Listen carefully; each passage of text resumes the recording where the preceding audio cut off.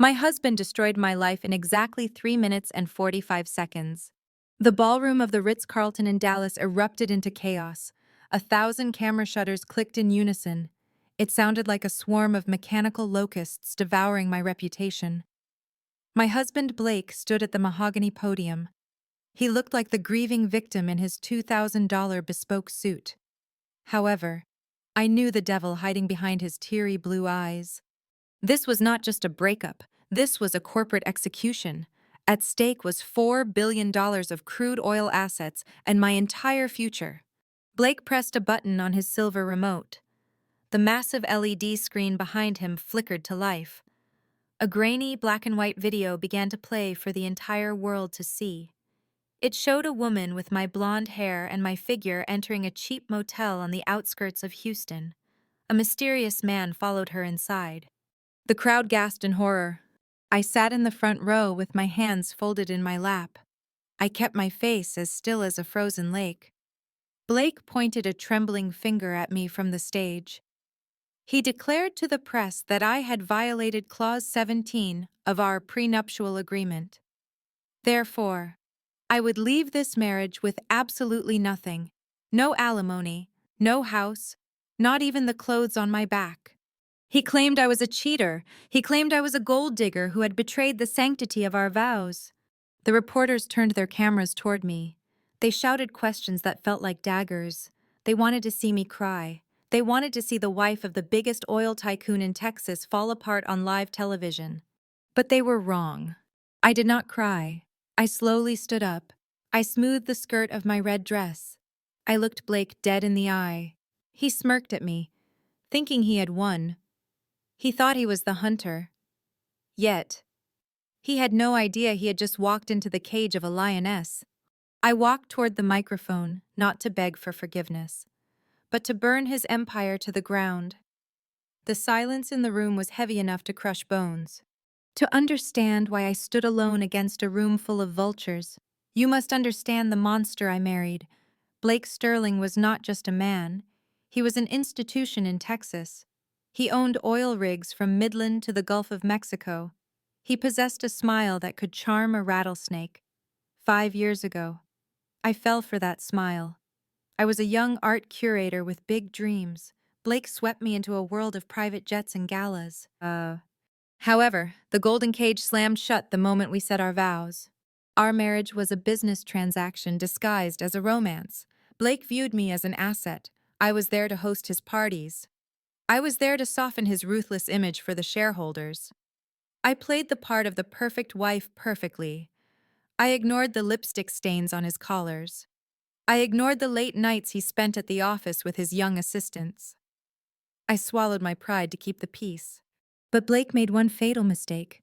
He underestimated my intelligence. He thought I was just a pretty face to decorate his arm. Yet, while he was busy expanding his empire, I was the one managing his private accounts. I was the one organizing his chaotic files. I learned where every single skeleton in his closet was buried. The nightmare truly began 3 months ago. Blake decided he wanted to trade me in for a newer model. He set his sights on the 22-year-old daughter of a local senator. A divorce would usually cost him half his fortune. Texas law favors the spouse, therefore. Blake devised a plan to keep his $4 billion intact. He pointed to the prenuptial agreement we signed 5 years ago. It was a document thicker than a phone book. Clause 17 was his weapon of choice. It stated that any proof of adultery would void all financial settlements. The cheater would leave with nothing. Blake did not just want to leave me. He wanted to destroy me financially and socially so I could never fight back. So he hired a team to frame me. He planted a fake lover. He manufactured digital messages on my phone. He hired an actor to lure me to that motel under the pretense of a charity donation meeting. He staged the entire scene to look like a sordid affair. He dragged me to this press conference today to humiliate me into submission. He expected me to run off the stage in tears. He expected me to sign the divorce papers quietly to make the shame go away. He looked at me with triumphant eyes. The video on the screen froze on the image of the woman entering the motel room. The press murmured in disgust. Blake adjusted his silk tie. He waited for my surrender.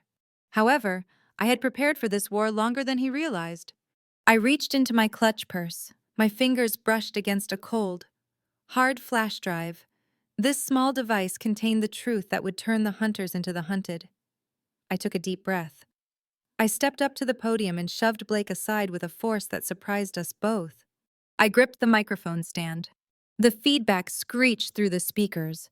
The room went silent again. I looked directly into the camera lens. I addressed the world with a voice that did not shake. Blake grabbed my upper arm. His fingers dug into my flesh with bruising force. He hissed a threat directly into my ear. He promised to bury me under so many lawsuits that I would never see daylight again. He ordered me to step away from the microphone immediately. Rage boiled in my veins. However, I remained cold. I ripped my arm away from his grasp. I turned to the stunned reporters. I demanded their absolute attention. I told them that the video they just watched was indeed a masterpiece of fiction. Blake panicked. He signaled to his head of security. A massive guard named Tony started marching toward the stage to remove me. The heavy footsteps of the guard echoed on the wooden floor. The clock was ticking. I had exactly 10 seconds before they dragged me away, kicking and screaming. I had to act fast. I reached for the HDMI cable on the podium. Blake lunged at me again. He screamed for the technicians to cut the power. He shouted that I was mentally unstable. He claimed I was having a breakdown. But the crowd was already hooked.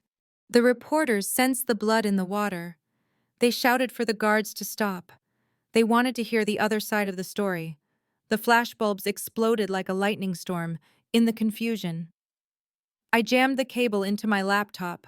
The large screen behind us flickered black for a terrifying second. Blake tried to cover the projector with his jacket. I pushed him back. I told him his time was up. I typed in the password to my encrypted folder. The file name was Project Mirror. My hands flew across the keyboard. The guard reached the stairs of the stage. He reached out to grab my ankle. I hit the enter key. A new video feed blasted onto the giant screen. It was high definition. It was in color. It was not a grainy clip from a cheap motel. It was crystal clear footage taken from a hidden camera inside Blake's private office. The room gasped collectively. Blake froze. He looked at the screen and all the color drained from his face. He looked like a ghost. The guard stopped halfway up the stairs. Everyone looked at the screen. I leaned into the microphone. My voice boomed through the ballroom. I asked Blake if he recognized the man on the screen. The video on the screen was undeniable.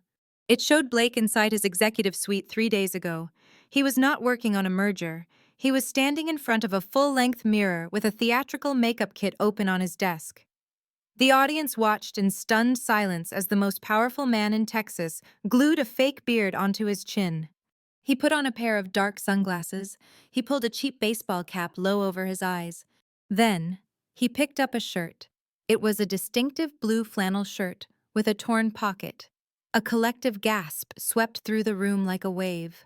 It was the exact same shirt worn by the mystery lover in the motel footage Blake had just shown the world. I paused the video. The image of Blake in his disguise froze above us. I turned to the trembling man beside me. I asked the crowd to look closely at the screen. Blake tried to lunge for the laptop again. However, this time, the security guard stepped in his way. Tony the guard had seen enough. He crossed his massive arms and blocked Blake from reaching me. I pressed a key to zoom in on the image. The screen magnified the torso of the man in the motel video. The man was shirtless in one frame.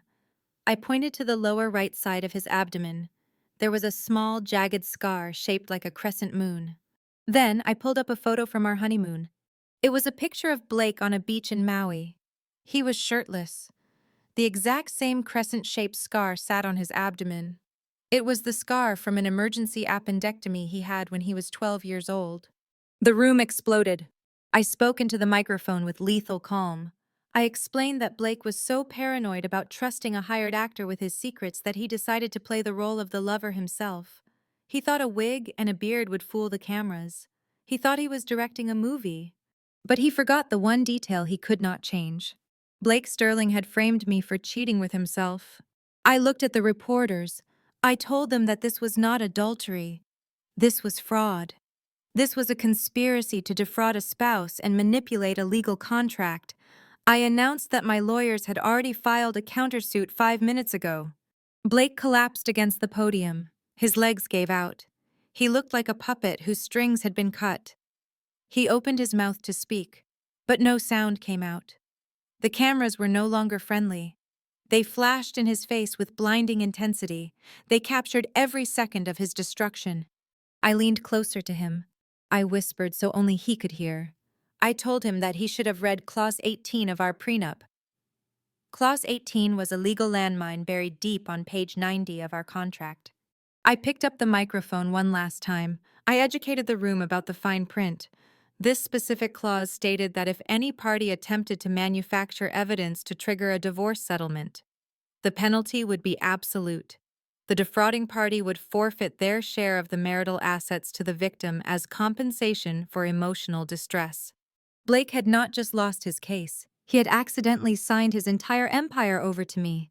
The realization hit him like a physical blow. He fell to his knees on the hardwood stage. He grabbed the hem of my red dress and begged for mercy in front of the cameras. He looked pathetic. The man who once made senators tremble was now sobbing at the feet of the wife he tried to discard. However, the show was not over. I looked toward the VIP section where his young mistress sat. The senator's daughter stood up. She looked at Blake with pure disgust.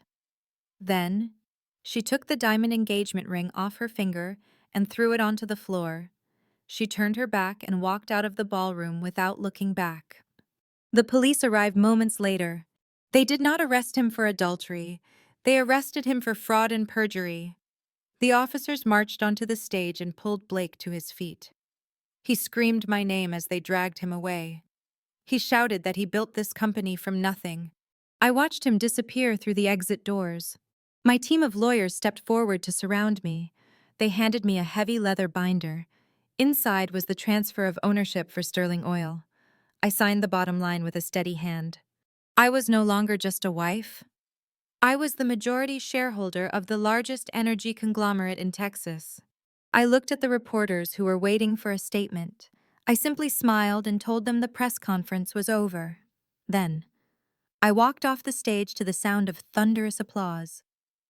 The dust has finally settled in Dallas. The newspapers have given me a new nickname. They call me the Iron Duchess of Oil. However, I prefer the title of survivor. Blake now sits in a federal prison cell awaiting his trial for corporate fraud. He spends his days staring at gray concrete walls instead of his stock portfolio. He probably wonders how a quiet art curator outsmarted a business tycoon.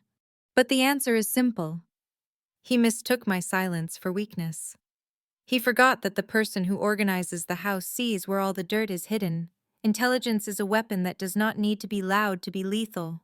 I redecorated his executive office this morning. I replaced his heavy mahogany desk with modern glass. I threw away his expensive cigars. The view from the top floor is beautiful, yet it looks even better when you own the building. I learned a valuable lesson through this fire. Never let anyone define your worth with a piece of paper. If someone tries to lock you in a cage, make sure you are the one holding the key. Justice is not something you ask for. It is something you take. So, here's a question for you. If you were standing on that stage, would you have run away in tears? Or would you have burned the kingdom down to save yourself? Let me know in the comments below. Blake called me a gold digger to the whole world. He was almost right. I did not dig for his gold. I dug his grave.